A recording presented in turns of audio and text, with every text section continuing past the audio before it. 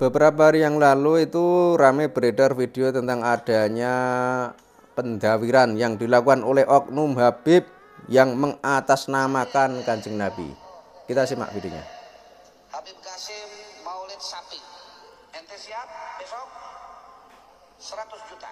Selamat. Jadi dia bilang Habib Qasim dalam acara Maulid itu memberikan sapi. Terus dia itu gantian meminta kepada jamaah yang lain. Jadi dia tadi kan menjelaskan kalau si Habib Qasim itu sapi.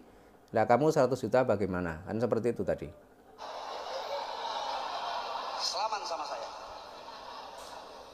Buat Nabi nih, jangan main lo. Buat Nabi. Lah ini. Dia bilang ini buat Nabi. Nabi itu tidak pernah mengajarkan hal yang seperti itu. Nabi itu tidak pernah meminta yang seperti itu. Pilih, mau yang sapi 7 apa 100 juta? Nah ini si muhibinnya atau pengikutnya ini masih ditawari lagi. Sapi 7 atau 100 juta. Ini kan sebuah permintaan dengan perbandingan yang sama-sama beratnya. Kita lanjut dulu ya.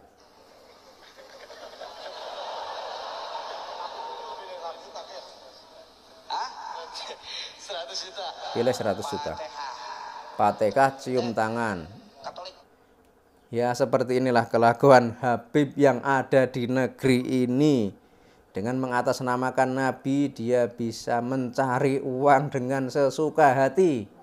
Dengan mengatasnamakan Nabi dia bisa dipuja dan dipuji rakyat di negeri ini. Dengan mengatasnamakan sebagai cucu Nabi dia disanjung dan dihormati oleh orang-orang di negeri ini. Nah sekarang para muhibinnya, apakah Anda itu belum sadar kalau sebenarnya para habaib itu bukanlah dzurriyyah Nabi? Kalau para muhibin itu kan mau melakukan hal seperti ini, misalnya contoh seperti ini tadi ya, dimintai uang, kok mengasihkan uang 100 juta, kemudian dimintai sapi, memberikan sapi, itu kan karena dia itu percaya bahwa habaib adalah keturunan Kanjeng Nabi. Nah sekarang kalau sudah terungkap fakta bahwa habaib itu bukanlah dzurriyyah Nabi, apakah para mukibin atau para pengikut Habib ini belum sadar, belum paham?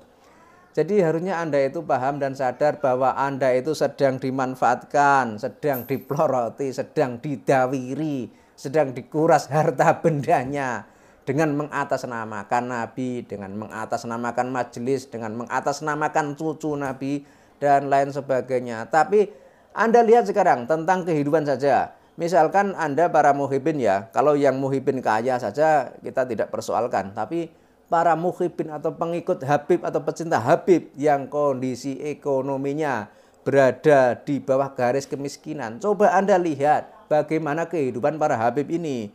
Jadi para Habib ini dalam ceramahnya sering mengajarkan kesabaran, sering mengajarkan ketawakalan, sering mengajarkan kesederhanaan, tapi Anda lihat kehidupannya bagaimana? Rumahnya mewah, mobilnya banyak, hidupnya glamor, dan lain sebagainya. Sementara para muhibin atau para pengikutnya kondisinya pas-pasan.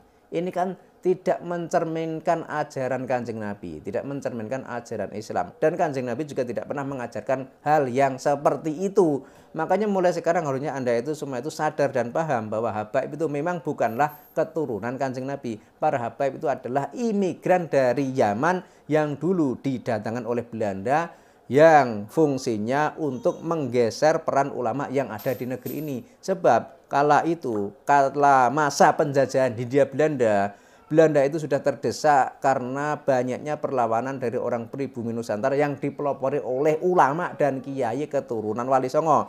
Sehingga untuk melawan hal tersebut, Belanda pun mendatangkan imigran dari Yaman yang kemudian dilabeli sebagai Habib, yang kemudian dilabeli sebagai cucu Nabi, agar rakyat di negeri ini yang beragama Muslim itu berpindah kiblat atau berpindah haluan mengikuti para habaib ini dan meninggalkan para ulama Nusantara keturunan Wali Songo.